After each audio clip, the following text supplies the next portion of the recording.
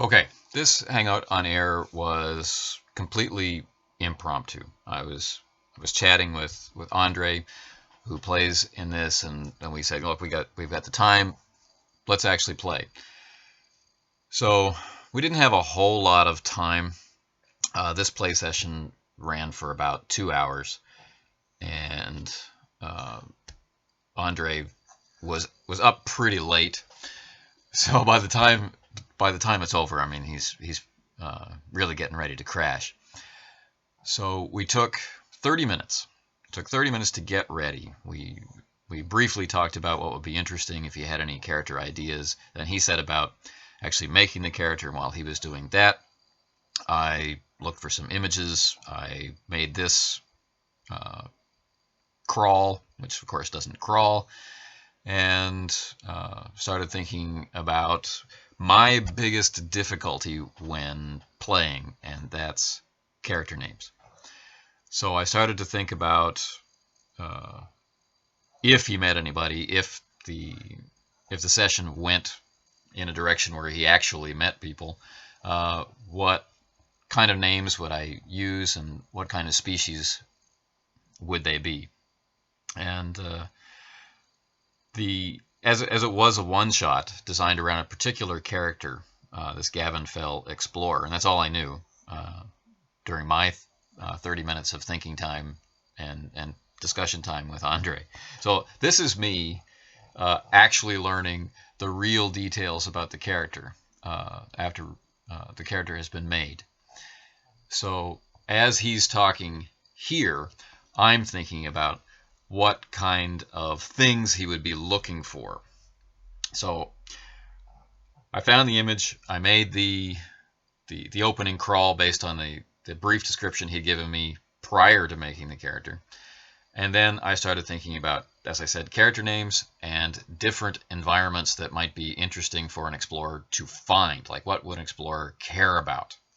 So I started creating these different environments and hit upon the idea of uh, a peculiar trait among the animals on this world. So I've got some interesting flora in mind. I've got some interesting fauna in mind. I have some what I hope will be interesting geography, and I have a list of names. And at the point where I say, all right, let's play, that's all I have. This is totally seat of the pants improvisation, so hang on tight. Guy like myself just worked in the trade docks and a laborer of sorts. And as a result of the destruction of Alderaan, he had to resort um, to finding people that he could have some type of connection with. So he took what little money he had left over and purchased a YT-1000 and abandoned Tatooine, where he was at the time. Okay, so there were two things in that part of his description which I triggered on. Andre's own broadcast campaign for the Tides of Change had focused on the idea of Alderaanians now being without a home, and here he brings it up again, and he mentioned it during the character creation process. So I thought this should be something we focus on. It's been enough that he's built a campaign around it. He's mentioned it once or twice. This is a character idea that he's thinking about for his own campaign. So let's bring in a taste of maybe what it would be like to meet some Alderaanians. Let's make that possible. I'm not going to try and make it happen, but I'm going to be prepared for the possibility of him being in a position where he might find a trace or something about it. And he's also mentioned a ship, a YT-1000, which is a really old model of the YT, and it's one that I like. So I have a picture of it somewhere on my hard drive. So I'm looking for it, and I find it. And I challenge him with coming up with a name for it, which he has to do on the fly. Yeah. Uh, uh, the Foggy Horizon. Foggy Horizon. All right. Done. Okay. So let's begin. You are seeking traces of family. Alderaan has been nothing but rubble now for the better part of a year. The Rebel Alliance is growing in strength on the back of the spreading rumors of its destruction. But talk seems more to be about military successes, triumph over what the Empire insists it was an armored battle station, not something with the fearsome name of Death Star. Survivors have been flowing further and further out from the core, places where they can be safe, places where they can gather. You find yourself coming out of hyperspace, entering a new system, a system in the Arcanus sector.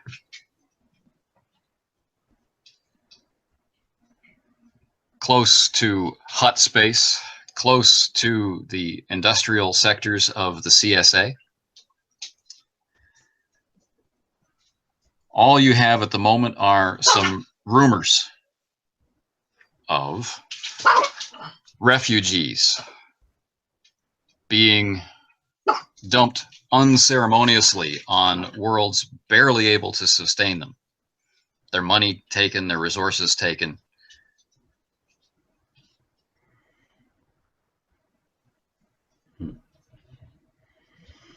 The system itself, according to your initial reports as you arrive in it, are that there are several worlds which would be fairly comfortable for humans and similar species. There are large gas giants, two of which have habitable or semi-habitable moons. Upon viewing these moons that look semi-habitable, Gavin goes to his astrogation unit and starts plotting coordinates to the nearest one to the ship. He starts mumbling to himself, "They're out there. They're over there. Gotta be there. I know it." He just starts typing away. Tries to get traveling by yourself for too long. Yeah, gotta be there. I know. The foggy horizon has been heavily automated to make it easier for one person to handle. As you drift slowly in through the hyperspace, or away from the hyperspace lane, your experience is telling you this would be a fantastic hiding place for smugglers, pirates, and other people who like to do things beyond notice. There's gotta be trouble here.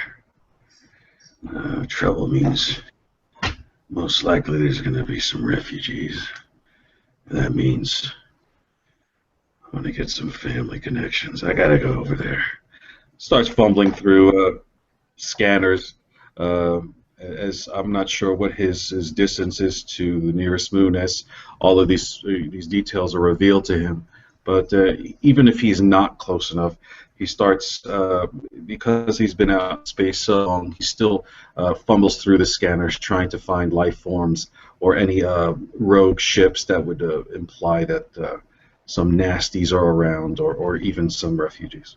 Right. Okay.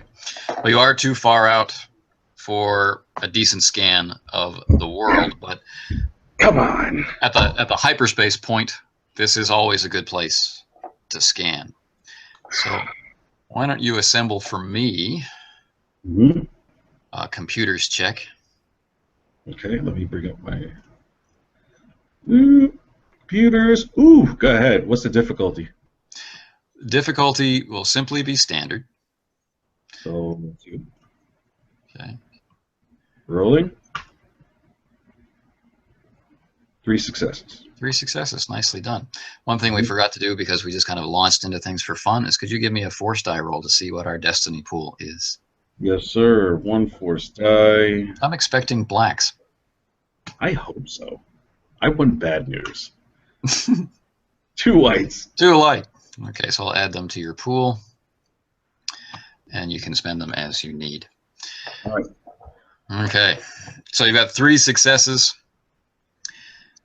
There are no readings of recent travel, but there's floating garbage. Yeah. You would think they'd clean up this place. All right. He just goes into his computer, starts plotting in coordinates, and sets his trajectory towards the nearest small planet of the gas giant again, as if he had never done it before. He completely forgot that he did it before. Um, he he just puts it in and he starts kind of batting on the dash. Come on, let's go. The fact that he has not found anyone with his scans makes him feel sort of suspicious of the event. Just period, considering the scenario that is before him: 2 habitable planets on 2 gas giants. He starts to whisper to himself, "Somebody's got to be out there. I got to proceed with some kind of caution." So he takes an even pace with the ship towards the. So while you're waiting, for the results to be returned, Mm-hmm. your eye is caught by the sensor screen. The garbage is just there floating, Right. and you're just drifting out there in the hyperspace point, and something that looks like a body is floating amongst the garbage. All right. I seize the engines and immediately I start to. Is it close enough to where I can see it through the porthole, or do I have to move the ship to a closer? You're going to have to move closer. Okay. I do it. I do it immediately, as best as I can. Okay. So moving the ship to a point in space is easy enough. And one moment, I'm about to be assaulted by my puppies. Just going to mute myself here for a second. Space. All right.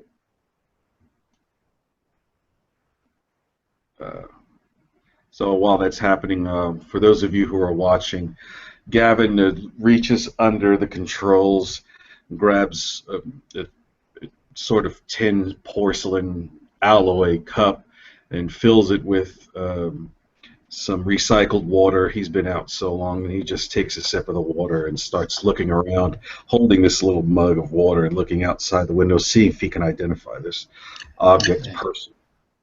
So what you see drifting out there, there is indeed a body, and the body's still hanging on to a blaster as it rotates in amongst regular garbage, empty food containers and that sort of thing, the non-recyclable wastes of space travel.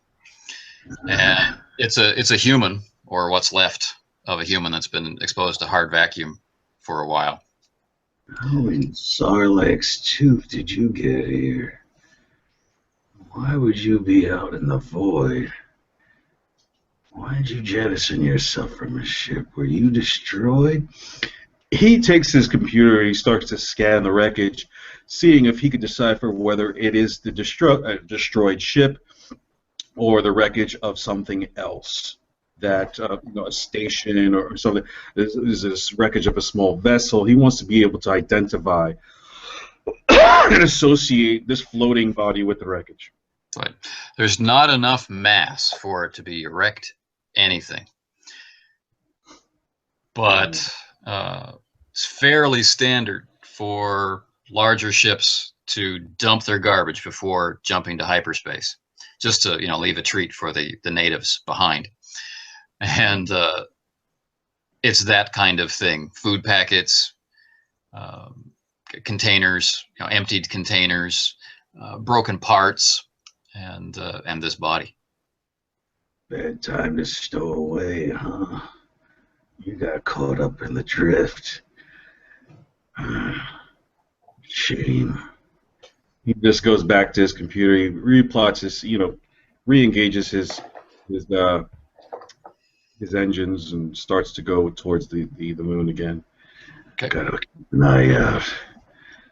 There's a good chance that was not what I think it was. As you drift in the system to come to the nearest moon out by one of the gas giants, it slowly comes into view in your sensors. And this is a trip of several hours, 6-7 hours Right.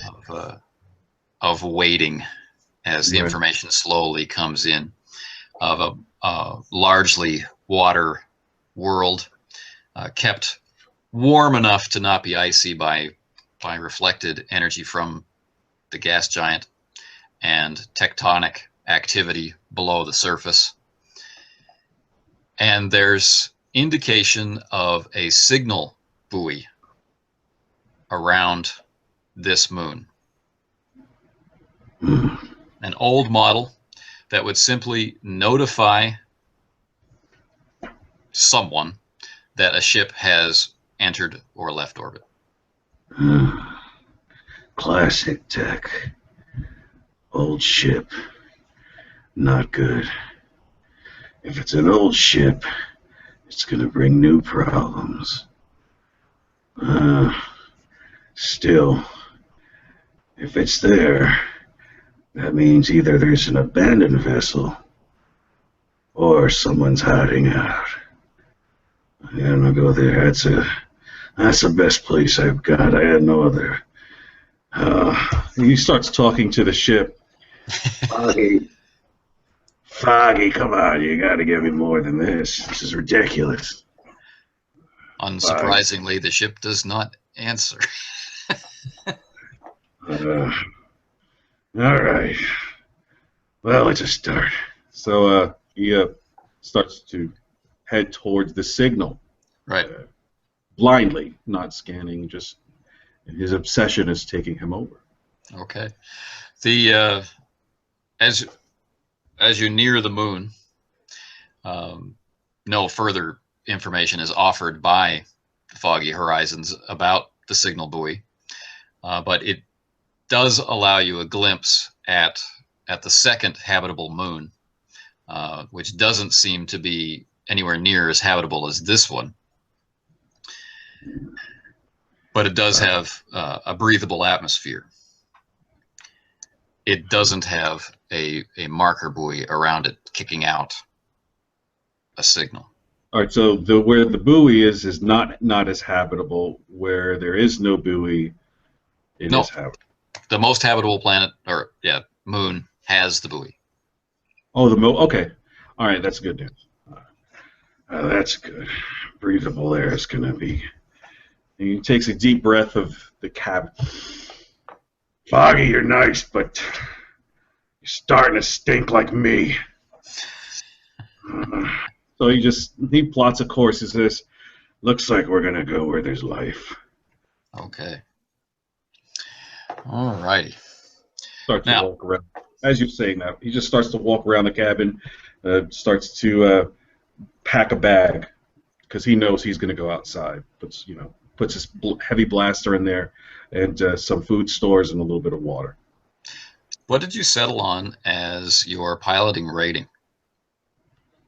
Oh, I think it was a 1 or 1 or 1. Yeah, it wasn't. We didn't even explore it, so it would have just been a 1. Okay. So, whereabout would you like to land? All right. So, shall I narrate that? Okay.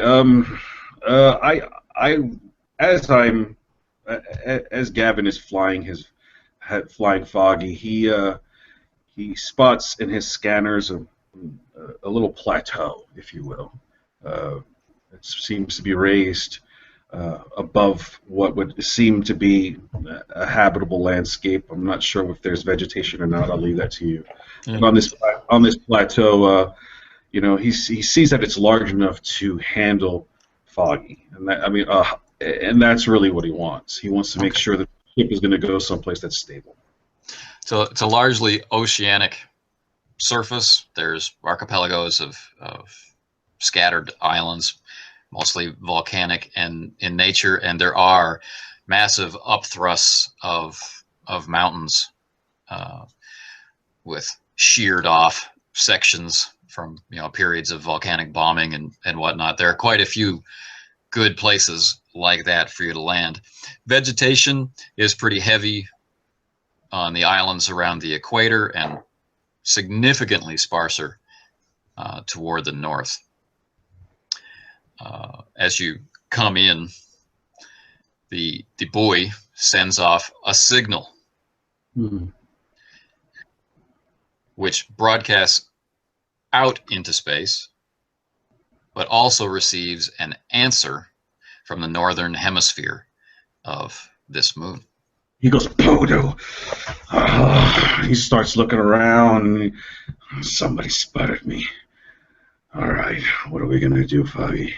Starts manipulating the controls to get to the surface as soon as he can, to get to low ground to avoid from being seen immediately. He does not like the fact that. Okay. Well, let's do a piloting check then. Right, let us do that. All right. The stakes of this roll are that you are descending as quickly as you can through the atmosphere and getting to a, let's say, below radar position to search for your landing ground as soon as possible. Okay, and what's the difficulty? The difficulty for that will be hard. You're quite exposed, and you've already set off the trigger. All right, so it's 3. Right. And you have an old ship, so I'm applying a setback. But I'll use my piloting skill and remove the setback. All right, you're skilled jockey. Skilled jockey. All right, so here we go. Before I roll, I'm going to narrate what he's. Poor guy says. He goes, gotta get down there now. Come on, Foggy. And he starts going, and Foggy's shaking. And he's holding on to it. Come on, let's go.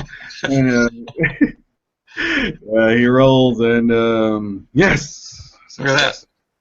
Success and an advantage. All right. So it's not an easy ride down by any stretch of the imagination. Applying one strain to Foggy and one strain to you. All right. Check. All right, so you're now down below this heavy ridge line of dark mountains, which quickly become a valley. Okay. So you've come screaming down out of the sky, leaving a blazing trail of gases in the upper atmosphere, and then jinking off to the side, so the trajectory is different. And come down behind this massive wall of rock, which is now about this big. Right. You're gonna go back up, or you're gonna roll her over to go through? Or I'm gonna roll her over to go through. I'm gonna do it. Pilot. All right. Same difficulty. Oh, God. No failure. No failure. No failure. Just threat. All right. So you wanted to turn her on her edge and fly through. Come on, let's go, Foggy. That's not happening. Oh, you gotta be kidding me. So you're back up above the rim of mountains, and I will apply the 3 strain to you. All right, now I'm not feeling too hot. I am down to 7. All right, I'm sweating profusely. I can't see the controls very well, just in complete panic mode. Start banging on the dash. Come on, Foggy. Look. Foggy's rolling over. You're getting a great view of the landscape down below. The valley that you wanted to be in now has this trickle of fast-flowing water and a bright metallic glint. And then it rolls over, so you're proper orientation again, and shooting above the top of the mountains, over the plains. Over the plateau, not the plains. Over the plateau. Okay. Can I slow down? Just absolutely. Okay, I'm gonna slow down. That's all right. And then I start screaming at Foggy. Did you see it? It was shiny, and we missed it. Come on. Foggy has nothing to say. this point. All right.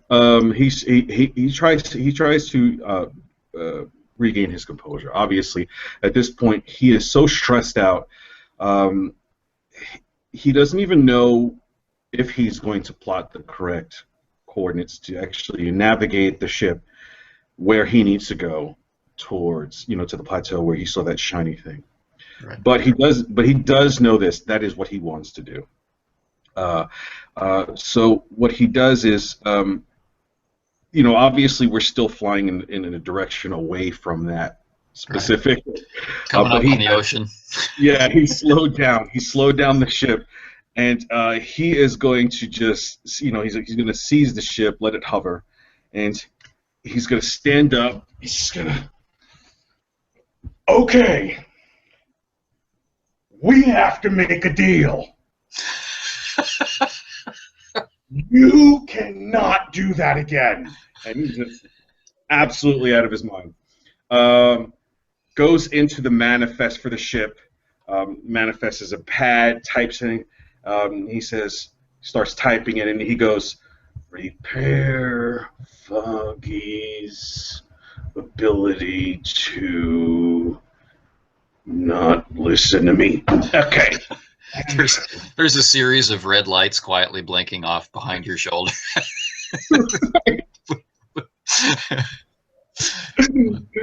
And way out in front, a massive creature erupts out of the ocean. Long, elongated. It doesn't have fins, but it does have a finned, classic fin, like whale-like tail. Completely breaks through the surface. Then unfurls these huge wings, which in the vast distance between you makes you wonder if it has similar. So at this point, we've been playing for about 20-25 minutes. I'm now introducing the really unusual fauna, and Andre is just so much fun to play with. He reacts. He doesn't resist what the dice are saying or what the GM is hinting at. He rolls with it. So I just had started my description, and he goes off. His character is, strongly affected. He's terrified by the sight of this thing, and he's going to get out of there fast. Even though I wasn't even about to describe a threat, I was just going to describe a natural wonder. But this is so much fun. So the character of Gavin is coming out at every opportunity. Andre's not afraid to show us who Gavin is. And he's doing this in two different ways, which I'm not sure that, like everybody in the audience will have noticed. He is speaking in the first person. He's doing physical actions, and he's changed his voice to represent Gavin. And that can only take you so far. You can only speak in character so far. So then he goes back to his normal voice, and he describes in the third person what Gavin is doing. So he'll say, I'm feeling uncomfortable about this, and then Gavin turns around in his chair, right? So you're getting these different directions. So the mix of the first and the third person speaks to the visual part of our imagination, and we respond to it because this is how we're used to reading. So this is a pretty effective technique for sharing visualizations around the group. Now, it's just the two of us, right? So it doesn't matter. But if we had like 5 players and we were all doing this, you can imagine what kind of synchronizing effect it might have. Now, I'm just responding to what he wants to do. Like, I had this very, very slender idea, like a world that was mostly archipelagos for this particular moon. And then every minute where I'm listening to Andre, I'm imagining what the details might be, and I'm paying attention to what it is that he wants to do. He wants to land on this plateau. So now these high plateaus spring into being in my imagination, and what has to support them, these ranges of mountains, which fits in with my original archipelago idea quite well, except now I'm going to add in more volcanoes and things. And there is an opportunity as an explorer to experience a lot of danger. You know, like maybe in the savannas of Africa, you're hunting something, but something's also hunting you. So part and parcel with that, what you're going to see coming up is Andre sending me pretty clear signals that he would like this to be a very dangerous environment, even though Gavin really isn't equipped to deal with that at all. And so here he is protecting himself from the sonic weapon of the giant creature who's miles and miles away by putting earphones on. So, if you like, watch how he does it. I can't hear you very well, Foggy, but I have a feeling these are going to be needed. Come on. You get back just in time to pass over that wide spot in the river again. Mm-hmm. And the metallic glint is much easier to see from this direction, not obfuscated by the flare of light. It's wreckage. It's ship wreckage. All right. Maybe a large container or freighter pod from a mid-bulk or bulk freighter. A shipping. We got them. We got something. I told you, Foggy. Ship wreckage. Let's go. Come on. And then he just starts to descend towards it. So you descend down to the plateau. No place to land down in the bottom of the valley. It's all river. Okay. And so you'll have a hike down through the rocky terrain down into the valley below, 200-300 meters. Just so for the audience sake, Gavin's built like me. He's a heavy guy. You know, he's more round than he is tall. So he looks out the porthole. He goes, "You gotta be kidding me!" All right, Foggy, you stay here. He goes into the back cabin, grabs some horribly, just completely scuffed up boots that he worn in several other escapades that he's had. And he just kind of puts them on. He says, has his headphones on. He says, puts his bag that he prepared for himself with, little simple rations and his heavy blaster. And I'm assuming that the ship is in a specific location where he can disembark. Yep. Okay. The landing pad goes down, hisses, and he taps on. You hear the boom, boom. All right, Foggy. I'm going. You stay here. There's a small display panel by the door which gives you the temperature reading. It's a nice spring afternoon from his perspective, and chance of rain later in the day. As he gets out, starts looking around, takes a deep breath. What's the smell? Well, the smell is heavily floral. There's no obvious flowers in view, but it's that very, very humid, early spring cut grass kind of smell with a heavy, almost sickening overlay of floral perfume just drifting on the wind, even over all the heavy metallic and fuel scents of an frankly ancient ship like Foggy. Can I use my lore check as a catch-all to see if there's any imminent danger from the ecology? You absolutely can. I will do that, sir. How many explorers have been poisoned by their environment just by breathing? Yeah, exactly. Let's see. My catch-all is... Okay, I have a good catch-all. What's the difficulty going to be? Difficulty on this will be 3. Okay, and I roll. As I'm going to sort of narrate before I roll. Sure. He puts his fingers in his mouth, starts waving his fingers as if it's a completely idiotic motion, but it looks like something that he's done many times. So he's waving his finger in the air. He's making these symbols, and he goes, "I know this." And he goes, and there it is. Ooh. As a result of that, he says, "Safe." Look at me. Well, that means, Andre, that you want the failure to be interesting. Imminent. All right. But go ahead, narrate. I'm sorry. Okay. Well, he's not in any physical danger, but he's starting to feel really good, relaxed, a little chatty. Turns around. Oh yes, he loves that. He turns around to Foggy. Goes, "You're gonna like it here." He starts to, as a result of that, he starts to sloppily skip. Right. I'm going to take away one of your strain as a result of your newfound feelings of chemical joy. Wow. Okay. All right. So he starts to. He has I'm assuming, and if it's okay with you, Mr. GM, he has a data pad where he can type in findings, and he starts to talk to himself. Environment seems safe. He doesn't use big words. He's new to it. He's not a natural explorer. Right. Smells good and humid. Done. And it really is humid. All right. It's like 90%. The ship indicated it would rain sometime later today, but that could actually be any minute now.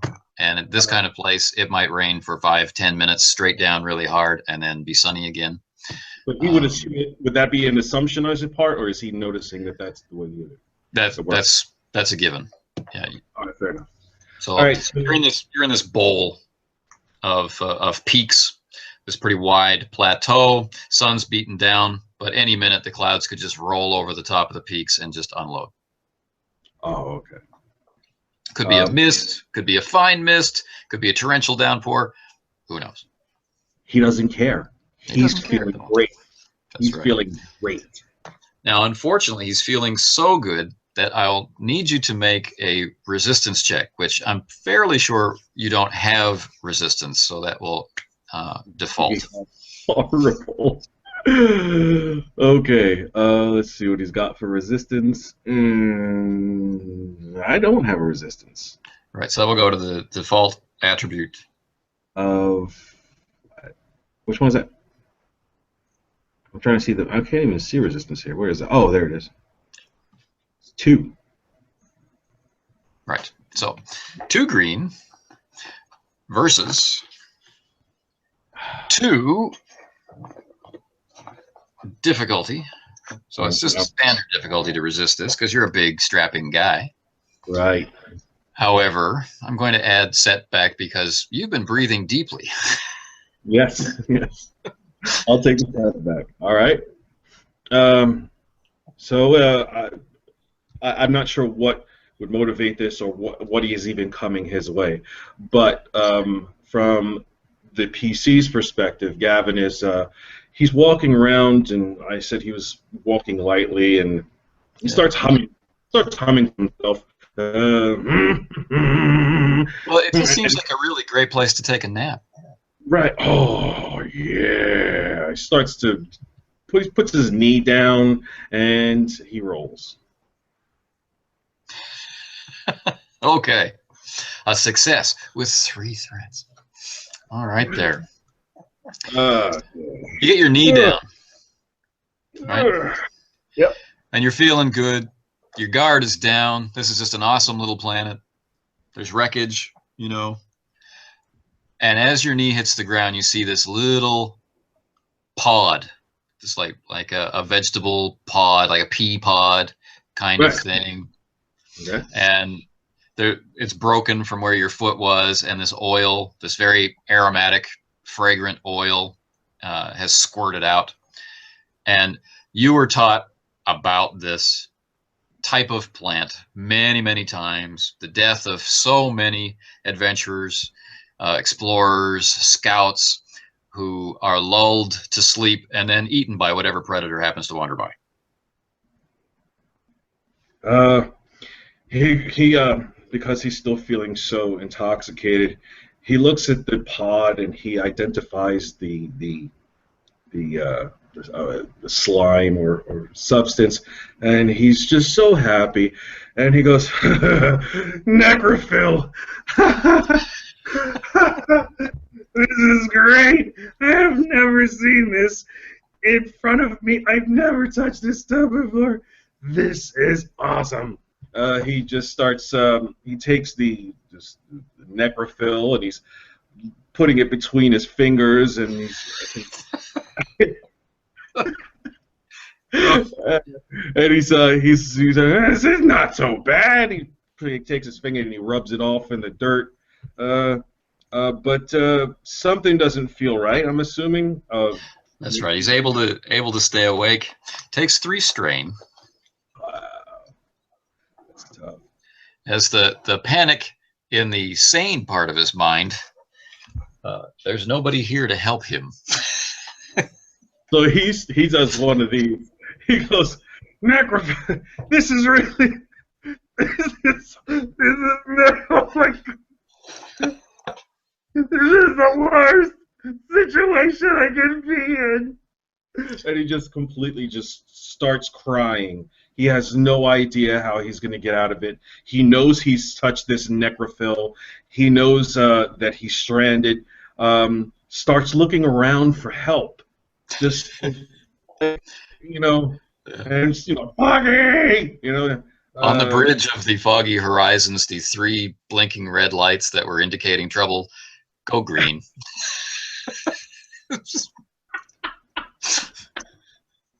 This is the most bizarre game of Star Wars I have ever played. This is awesome. I love this. All right. So he in a panic. He's crying.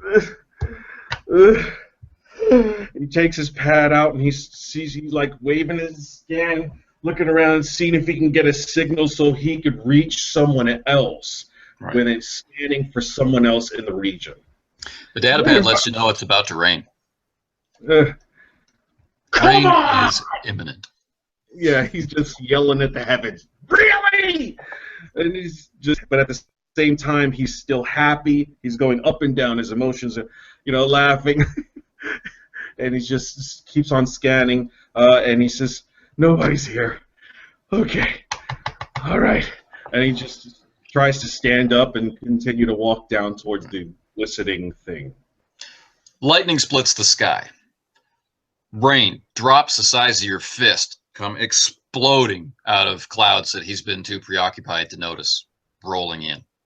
All right. Just pounding down. And with the cold shock of rain, the effect of the necrophil will be lessened over the next few minutes.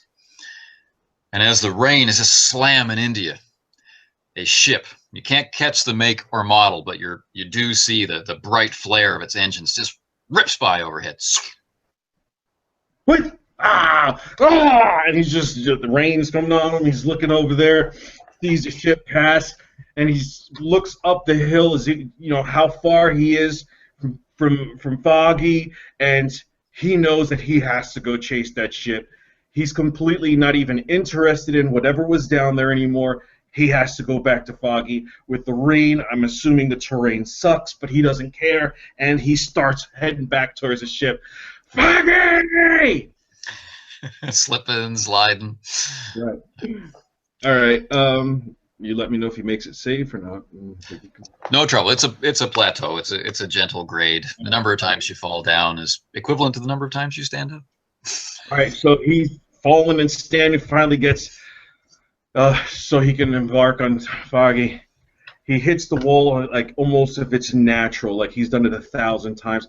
Hits the side of the wall, and then the plank raises, and as it raises, he starts to walk in, and he just looks at the ship, and he goes, "Thank you," and walks to the front porthole, grabs the controls, and he starts to use whatever scanners or astrogation techniques that he's learned over time to find the last known trajectory of that ship that just passed over him, see if there's a signature that was left. And as he also, I'm assuming, enters Foggy, he starts to snap out of whatever he was in. I'm not sure. Sure. Yep. So by the time you get in your chair, get out of your soggy coat and everything, Right. your mind's pretty clear, maybe a little slow, but Right. pretty clear. And the cold shock of rain definitely helped. And the water's just cascading down over the front canopy of Foggy like you're under a waterfall. And the whole cavernous ship is just echoing with the pounding of the rain. So he even almost surprising himself because he's so sober minded, at least to the point of compared to what he used to be. Gavin goes through moments of clarity, but they're so short and so brief that the only witness to these moments is the ship. And he says for a brief second, he says, "There's obviously something going on here." He starts to whisper to himself, "The environmentals could sustain a good hideout for someone, and a ship blasting this speed and this trajectory, this low ground, somebody's running from someone else." And then all of a sudden, he kind of just snaps back into his old Gavin and goes, "Hell, Foggy, I just want to get out the rain." And he just punches it and tries to go to the direction that, whatever. Does he have to do an astrogation check or some type of track? Okay, so he goes in the direction of the ship, tries to find a signature, and he punches it. He's trying to go. All right. They're moving. So you get settled in as you're firing the ship up and having your conversation with yourself. You know that your ship's ID tag has been pinged by an SOS. And as the engines are coming up online, your guess is proven true. There is another larger ship which is just about to break over the ring of mountains that you're settled in. And as you get the engines online, it's going to go right over top. Yeah. Okay. All right. And it blasts past in the same trajectory as the first much smaller ship, without pausing. All right. And the SOS came from that ship, according to from scans? the first ship. From the first ship. You had been pinged while you were outside. Fair enough. Notices the pursuit, and he says, man of many words, takes the controls, tries to follow the pursuing ship. "Let's see what you're made of." And he just turns the ship and says, "Come on, Foggy, we got some business. I don't like bullies." The pursuing ship is also Corellian, like yours, round, a much more modern YT, what some people call an outrider. Oh, you're pretty. The YT 2400, and it's according to your scanner, as you get up above the stone rim that forms the plateau, it's gaining on the ship that's pursuing. A ship that's not trying to go for the upper atmosphere. It's maintaining its near Earth trajectory. All right. He starts to whisper because of the loss of his family, the connection he's trying to make. He does not like bullies. The Death Star was the ultimate bully, and he reflects on those moments subconsciously and says that all bullies must be destroyed. So he engages his weapons on the ship, and he starts to whisper to Foggy under his breath, "Time to take out the bad guys." And he just readies his weapons, and I'm assuming we're going to go into combat. All right. He's going to fire.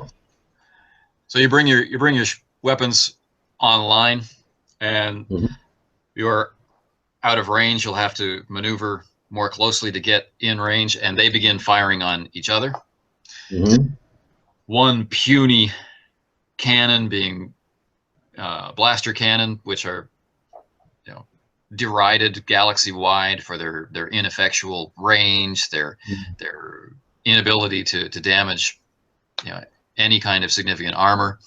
is blasting backward at its pursuer, which is leveling significantly heavier laser cannons at it, but not hitting. I punch it. They're jinking left and jinking right and trying to use the terrain to the best of their ability, but the Outriders maintaining a higher position and almost like waiting them out. And they're heading toward a massive storm.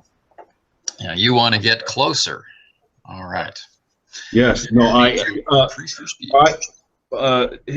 Gavin's obsession would be firstly would be to alleviate the bully, to just completely eliminate him from the equation. And because he's in such high strain, he's almost convinced that the passengers on the weaker ship are people that can help him find what he needs. So he is going to pursue the ship as fast as he can, and he wants to subdue that ship at all costs. He starts to hail, and if he possibly can, if they'll hear him, and he says, "You bad Caputo, we're gonna suffer for what you're doing," and he just keeps on going. Gavin's state of mind, I'm kind of curious about shields. Right. Well, we have 4 positions as shields for the ship, right? 2 in a ship like this. Okay, so then he would have shields in the front. You put them up in the front. He's going to use them? Okay, that's just I was concerned if he was going to use them or not. Yes, I think it's a good idea to use them. Yes, sir. Wise. All right. Now this ship has a speed of 2. The ship you're pursuing is faster. They are going to gain ground on you unless you can goad them into turning on you or. Is there any terrain that I can fire upon that they are approaching that would fall upon their ship? That would fall on their ship? Or cause debris to hit their ship? The evading ship is hugging the terrain. The pursuing ship has risen above them and is pursuing them from high above. All right. I hail the smaller ship. I'm not sure if they'll even hear me, but I say, "Put the brakes on!" In that friendly tone of voice. Yeah. Yeah, that's all I say. I don't say anything that even infers that I'm friendly. I just say, "Put the brakes on!" You're getting a looped message, right? You get it right in the middle as soon as you establish contact with a smaller ship, which is saying we have been abandoned on an uninhabited world, seeking escape, needing assistance from anyone.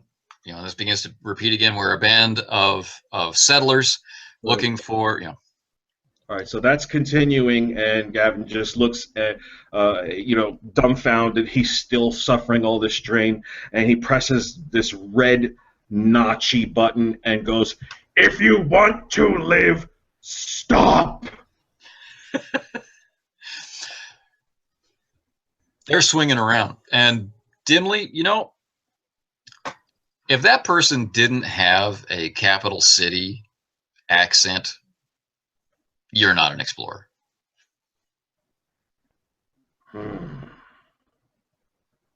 Capital City. What are you doing here? All right. It doesn't change his course of direction. As far as he's concerned, that even motivates him more to save that ship. He tries his best to mimic an accent of someone from the capital city. He has no idea what to do. He's completely dumbfounded and suffering all this strain. So he says in a really broken capital city accent, he says, "I think you should slow down so I may fire upon this ship as it slows down as well." And just horrible. Anything. But so another message light is blinking, not from the ship but from the comm, indicating someone else wants to All right, talk to you. I acknowledge it. I acknowledge it. Okay, so as you're acknowledging it, the fleeing vessel, the small fleeing vessel, hooks around a mountain and has completely changed direction. It's no longer going straight ahead. It has ripped off to port, and so the YT 2400 is going in this long, graceful arc. And as you open up the comms, they say, "I don't think your intention to fire on us is well considered." Um, Now, as we are progressing very directly into what's going to be some kind of combat, maybe to the death, I don't know at this point, I have a decision to make. And I don't mean as the game master deciding what I will, as the game master, do to Andre the player.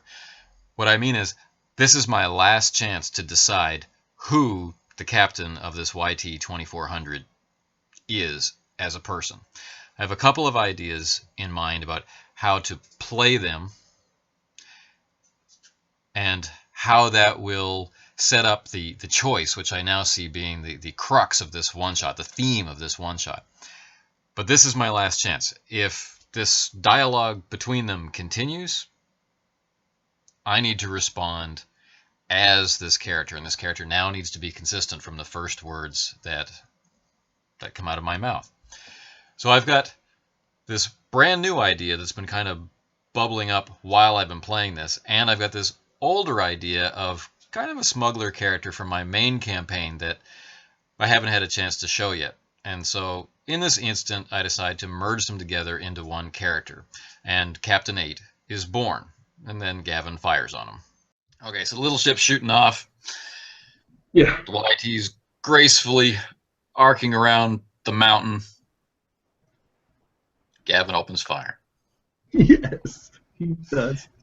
So He's not gonna survive this, but it's gonna be fun. okay, so normally I would roll for initiative. This is an ambush, really. Opening fire in the middle of negotiations. So we'll forego initiative for the moment and go right to Gavin trying to use gunnery, which is based on his agility. All right, so that's going to be. All right, so he is going to. What's the difficulty? The difficulty would, at this range with these two ships would normally simply be 2, right. But you have something else in mind. Right. So we're going to up it to 4. It's daunting, I'm afraid. That's okay. I'm going to use a destiny point and upgrade. And I'm going to try. Okay. Good luck to you. All right. Do I get... Oh, no, you didn't give me a setback, right? No, it's hard enough. I'm going to do it. Come on. Come on. This is why we play role-playing games. All right, here we go. Look at that. All right, I'll take it. I'll take it. I get 2 successes. And, all right, fine. I'll take it. And it's not easy. No. 2 successes. Okay. And 3 strain. Yes. Okay. You're a wild man. All right. I'm going to be an insanely dead man soon, but okay. If you say so. Okay, so I'm going to apply the 3 strain to Foggy. Ooh. The ship strain. Yes, sir. Okay, as you try and manhandle it into position, because you've got to control the guns from here, right. and firing them in fixed position against the mountain. They, of course, stop their forward trajectory, but you're still slamming forward at high speed, coming in close. Mm-hmm. So the top of the mountain just erupts, right? Their pilot sends the Outrider screaming down to the deck, down to the surface of the water below, and small particles blast across Foggy's hull as you cross over the top of the mountain. Now you're in position above them. they're going straight down. The little ship is escaping, and based on the string of expletives coming through the radio, you may have drawn their ire and have probably drawn their fire. Good. All right. Instead of pursuing combat, I say I put my button. I know that they're a faster ship than me. I know that they can catch me. So accelerating beyond, beyond anything, it's just not going to happen. And with the low amount of, I am in absolute insane conditions right now as far as my mentality is concerned. I pressed the button, and I there's more where that came from. Leave him alone. Who are you? It goes back over the comm, and you hear some more swearing in the background as the Outrider's coming around. Because this is Captain Fell of the Foggy Horizon.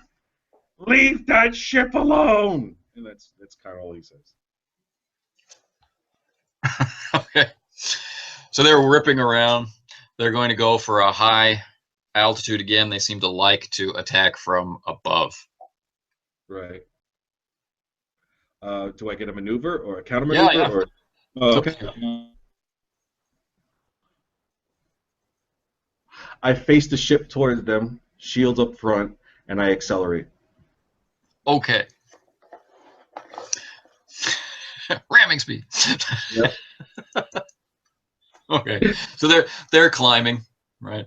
They're climbing at a speed of 3. You're climbing at a speed of 2, right? This is as fast as your ship can go. This makes things pretty dangerous. Right. And they recognize that you're on their tail. Right.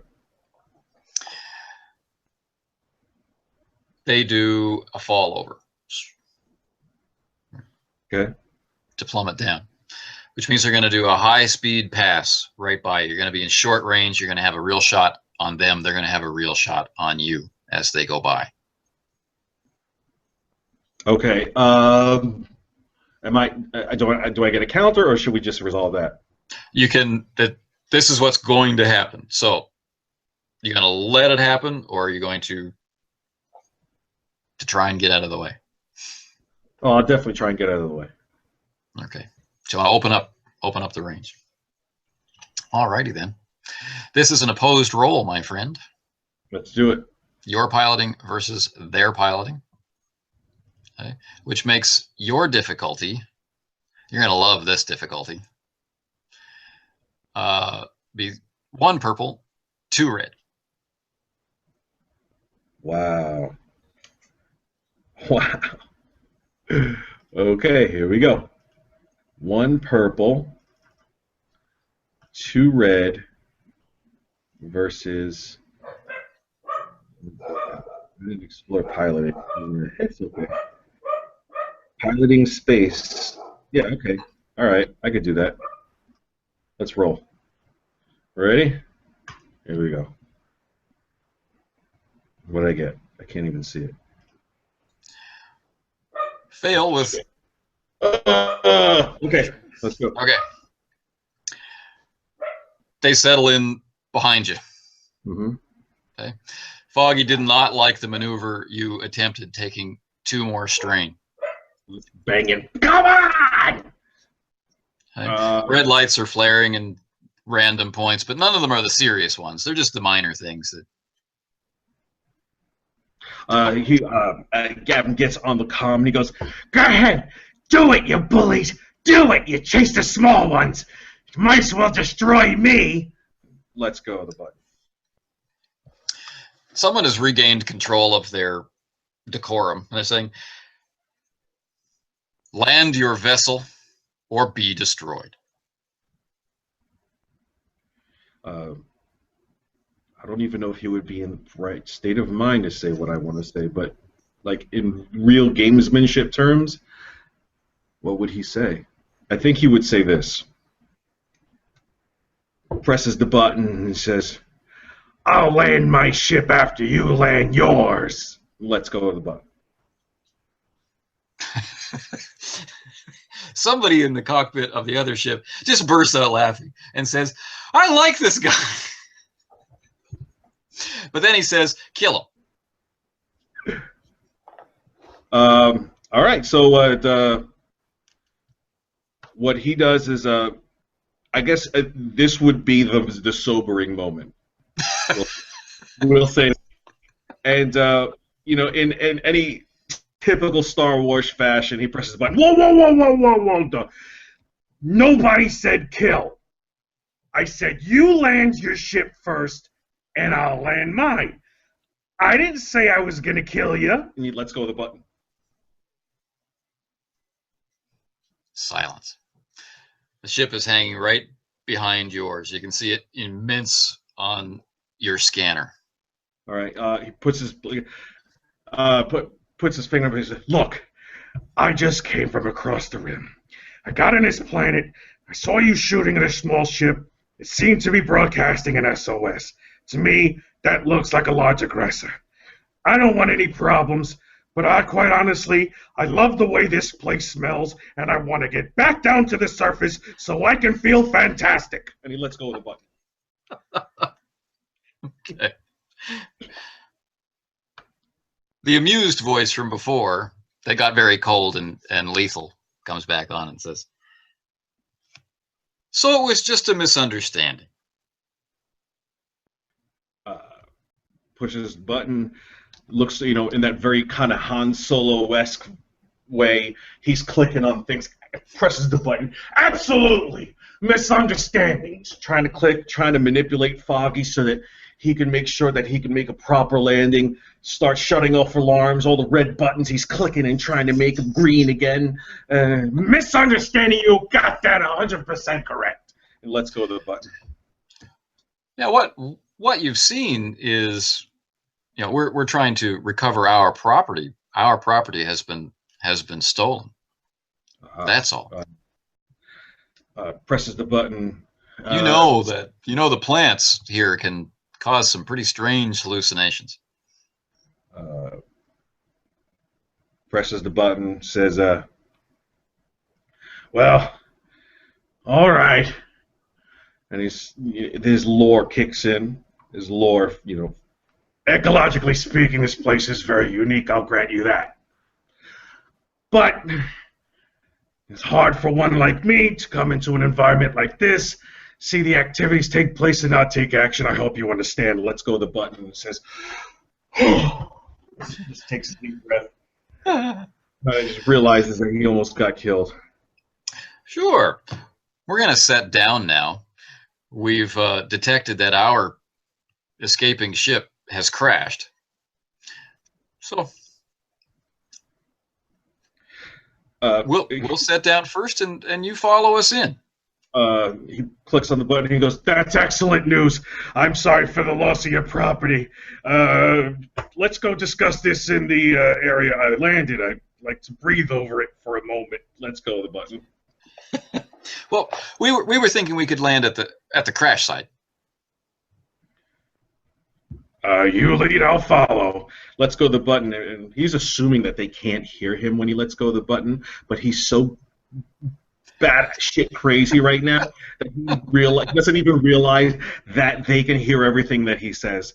And he goes, he starts speaking to Foggy and says, All right, Fogs, look, I don't know who these guys are. I don't know what they know, and I don't know what their property is. But all I know is we almost just got killed, and I'm not in the mood to die tonight. He starts talking to himself. Did you take any samples of that stuff? He starts looking around, and then he realizes that he touched real necrophil. Starts looking at his fingers, tries to see if he could find any residue. Being the explorer, he tries to look for. Oh my God! He just starts looking around, and he's like, "Foggy, follow!" He presses like an autopilot and sets the course to follow the ship. And I'm assuming they all. Yep, that all happens. They find a safe place to land on a massive beach, right, next to a ruined, extinct volcano. It's a huge kind of offshore barrier reef or something like that, which creates calm waves. So an idyllic setting. The smaller vessel has indeed impacted against the ruins of that volcano, and you can see survivors crawling around on the hull in a frenzy, perhaps trying to do repairs as you come in for your autopilot landing. Foggy doesn't really like doing the autopilot landing, and there have been better landings, but you come in okay. So he hits the ground. Come on! Presses the controls to see if he can disembark. Presses the wrong controls. The coffee pot goes on. Presses the correct control. Finally, come on! Finally, the ramp comes down, and he chooses to disembark. Goes to his bag, opens it up, grabs his blaster, puts his blaster in his belt, doesn't hold it when he disembarks. Comes out, starts walking out of the ship. Everybody okay? So from the other ship, which is really quite nicely painted, if old, comes sauntering this very relaxed-looking fellow in a brown vest and a loose-fitting white shirt. He's eating some kind of exotic fruit. He's got a big blaster on his hip, and he just waves in a friendly fashion. And he's got his eyes on the shipwreck. Seems to of the individual. Gavin was expecting somebody much more official based upon the conversation that he has.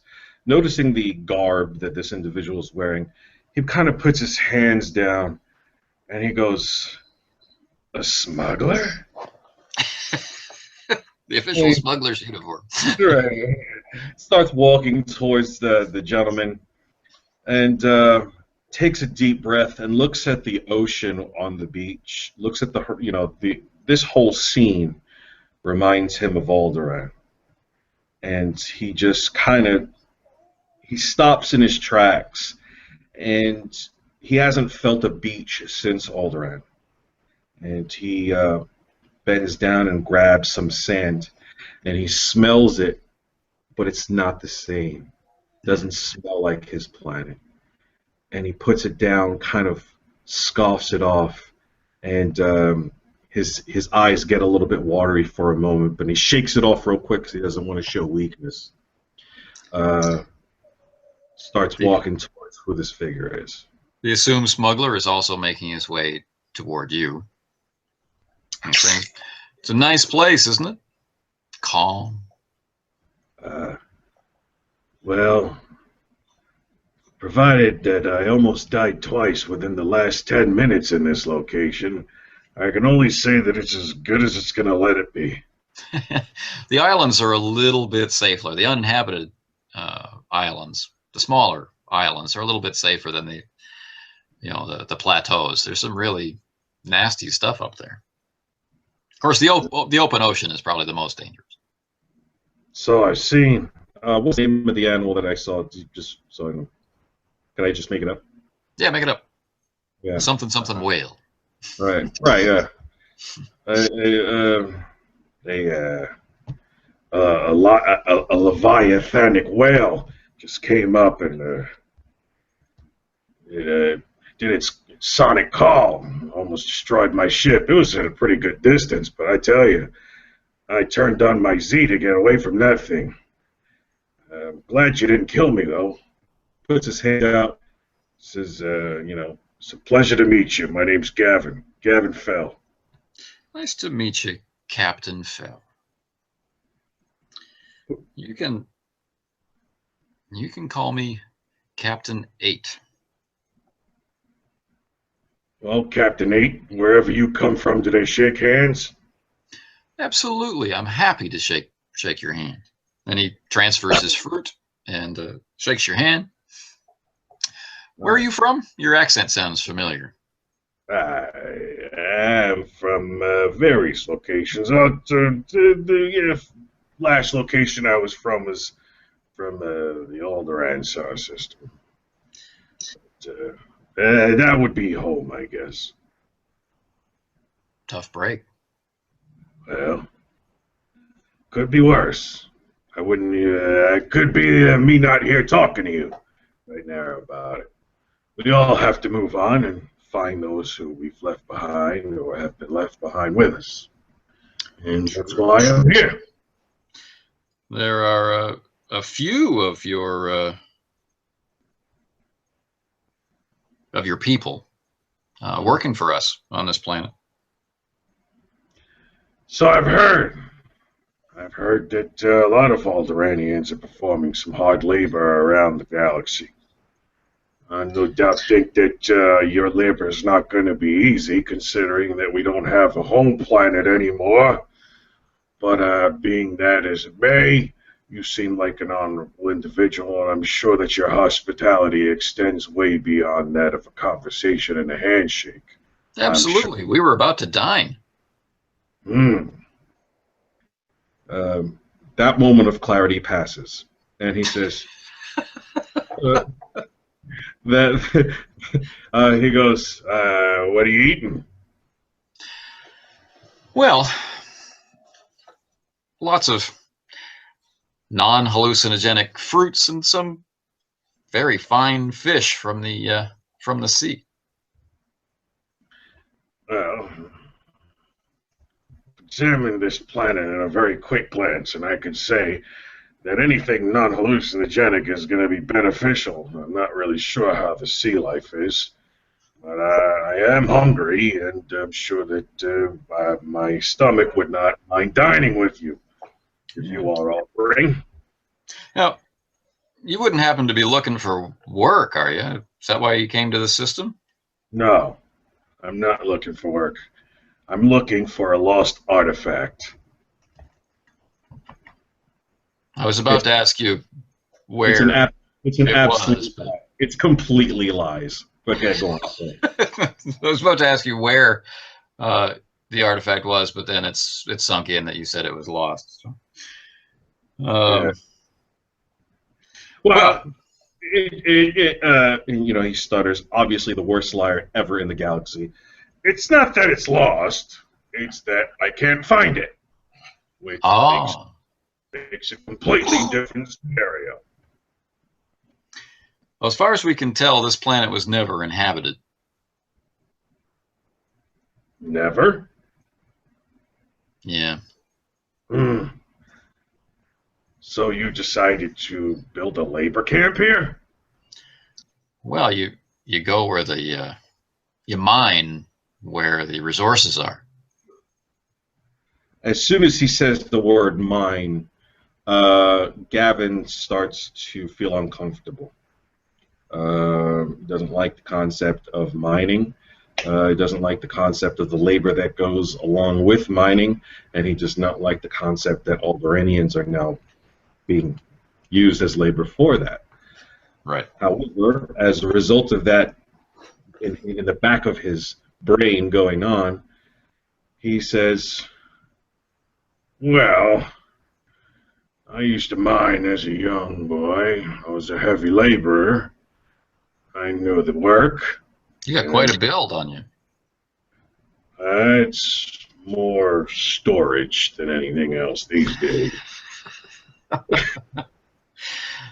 Like he's gesturing toward the ship, and as he does so, there's a squad of 4 guys who are wearing some pretty snazzy body armor. Yeah. You know, they're making their way over to the wreck site, and they're not in any particular rush. And they're not approaching. They're not approaching you. No. Okay. They're heading off to the wreck. They're going to have to make their way through heavy foliage and then ascend the side of the mountain to get up where the ship actually crashed. All right. And they're not overly, they're not heavily armed. They're not going with like carbines or anything. But Gavin he's feeling out the situation as best as he can, considering his strain level. Kind of considers the movements that are going on, considers the conversation that has been had thus far, and he does not have the ability to use subtlety at this point. And he just plainly says, So you've got a Alderanian slave camp mining for you. Somebody stole your goods, and most likely they were Alderanians trying to escape from you. You tried to kill them. I tried to rescue them. They died, or now in that wreckage over there. You're going to reclaim them, and we're going to go back to the camp, and you're going to enslave me as well. If you're worth enslaving. Oh, no, I'm not Tell me worth about your ship. enslaving. He goes, I'm not worth enslaving. I'm worth employing. Well, you just said you weren't looking for work. No, I wasn't looking for work until I met you. Do tell. Worth employing in what capacity? As a miner? Well, as you can see. Okay, so at this point we've been playing for maybe an hour and 20 minutes or so. And we had talked about playing for about 2 hours. And we've had some high points and some dramatic points. And now I have to, bring things to some kind of satisfying close so that the session feels like it ended, right? Not that we had to just stop. I don't like leaving things like that. That's why cliffhangers are useful, or why a dramatic reveal can be useful, or some kind of definitive statement of action. And now we shall go do X, right? But no one feels like they're intending to do X in this session. So we need to get from here to there. Now we're getting to the meat of why I think Andre and I play, and that's roleplay. So now we're just getting to roleplay our characters. I'm not going to invoke the dice very much. There's some social dueling coming on, and when I feel that either character is particularly out of their depth at selling a lie or whatever, then I know I will call for a roll because that's what they're for. But generally speaking, this is some verbal fencing. We're going to allow ambiguity to rule, and nothing's at stake. No one's being made to do anything, and no one's perspective is being changed, but facts are being laid out, lies are being laid out, perspectives are being suggested and implied, and that's just kind of fun to fool with. I get to step into the shoes of this character of Captain 8, and Andre gets to let loose with this new twist in the character that has arisen, has emerged in play, these moments of clarity. So he's extremely bright, extremely well educated. He is role-playing, figuring out what Captain 8 is up to just from the hints that I've dropped as a game master, and that's kind of cool. And there's a lore check that we make here in the middle to ascertain what he can really figure out. But the character's ultimate goal is, connecting with Alderanians, finding lost family members, that sort of thing. Now, I can't just give him that goal in this one-shot because that weakens who the character is. Right? So in this particular session, Gavenfell cannot reunite with the Alderanians and find his uncle and that kind of stuff. It's too soon, even though this is a one-shot. This is a one-shot. It's insight into the character types or to a setting or to something particular. It's not long-form play where you get to, go through the layers of the onion. So, Gavin's big experience in this one-shot is verbally wrestling with Captain 8, trying to come to some kind of agreement where he can maybe in the future connect with his people or in some way improve the status of the people from Alderaan that are working on this moon if he buys Captain 8's line that they are laborers, not slaves. So, we have a long negotiation about mining and the consequences. And this is also an opportunity for me to plant seeds for my primary campaign, which is tangentially connected to Andre's primary campaign, which is kind of neat. So we can do all of these things and move toward what will be the conclusion of this session. Now, at this point in time, I'm not really sure what that conclusion will be. It might be the agreement. We might role play for so long striking that agreement and then ending on a scene of the labor camp might be a good way to go. I've got that in my mind. Or we might end up at one of the labor sites, one of the mines or whatever else Captain 8 has going on this planet. I'm still not 100% committed to what it is that Captain 8 is ultimately involved with on this moon. I'm pretty sure I'm going to go with what I actually did go with. But I'm still waiting for cues that might arise from what Andre brings into his narration and discussion and later socialization with Captain 8 to bring out Gavin's character, because that is the whole point of this one shot. It's a carnival of Gavin. Right? Where is he going to go? What is he going to do? If he had gotten into Foggy Horizon and left this moon suddenly to head somewhere else, I'm fine with that. That's a part of who Gavin is, and that's why we're playing, to find out. As it is, they have their negotiation, and we move toward what becomes the closing scene of this particular session. Now, for my own satisfaction as a role player and as a game master, I'm doing a couple of things in the background. As I mentioned earlier, I've tied this suddenly invented character of Captain 8 in with a prototype NPC that I was considering for background in my main campaign. So I'm solidifying those things together, and I'm getting to take it out for a walk here in this scene. What is the character's personality really like when you meet them? So that's fun for me. But it's not enough. I'm also portraying Captain 8 as a mirror reflection of Gavin, where Gavin is kind of rough around the edges, Captain 8 is smooth. Where Gavin is highly intellectual and academic, Captain 8 is, a person of the people. He gets what he wants by understanding what people want, rather than what there is to understand about the world, what will motivate them in that way. Where Gavin lacks some, let's say, internal consistency because of his mental condition, Captain 8 is rock solid. But they both have this switch in them that flips, where Gavin has his moments of clarity, Captain 8 has his moments of kill them. And so it's kind of fun for me to keep within those guidelines and just let the scene take us where it's going to take us. All we are doing is negotiating. We are figuring out how Gavin is going to connect with this smuggler or not. And that's fun. And that's pretty much it for tips and tricks or insights into what was going on my side of the screen as the Game Master.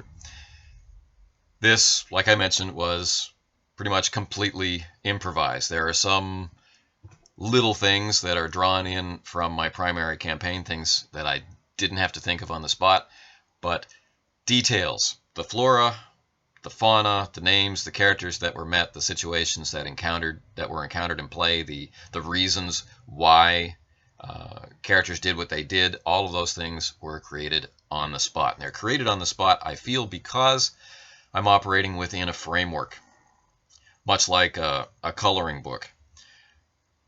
The outlines, the boundaries of what a character will and won't do, should and shouldn't do, feels good about, feels guilty about, they're all established. And then you can do whatever you want inside those lines. It can be any color. You can even color it plaid if you like. But by giving yourself a consistent framework of what a character should be able to do, what kind of connections they rely on, what kind of connections they're hesitant about, what attitude they hold toward some of the major players, which will inform other smaller decisions and attitudes as you play. If you establish all of that for yourself, or if you establish a pattern of how to reach that point quickly, then it becomes so much easier to just improv within the lines, within the boundaries of your scene. Is it a trade negotiation? Is it a combat in space between expert fighter pilots? Is it a stealthy mission to obtain some kind of MacGuffin or plot point? It doesn't really matter. You can improvise almost anything. It gets pretty hard to improvise a mystery unless you know what the mystery is before you start. But there are people who will tell you that it doesn't really matter. You can just listen to what the players think of as the solution to the mystery and go for it, and reward them with success or failure depending on how things play out. Not a big fan of that, but I don't play every game. My opinion only really counts for me. So this video, this annotated version of the video, I hope has offered something useful to people. We'll see. Let me know if you have any questions, and hopefully we can get Andre involved in the comments or whatnot. And there we have it. So I'm going to end this video here. And if you're curious about how this scene actually played out, the original live play video is available on the channel in this playlist as well. So thanks for watching. If you've come this far, take care.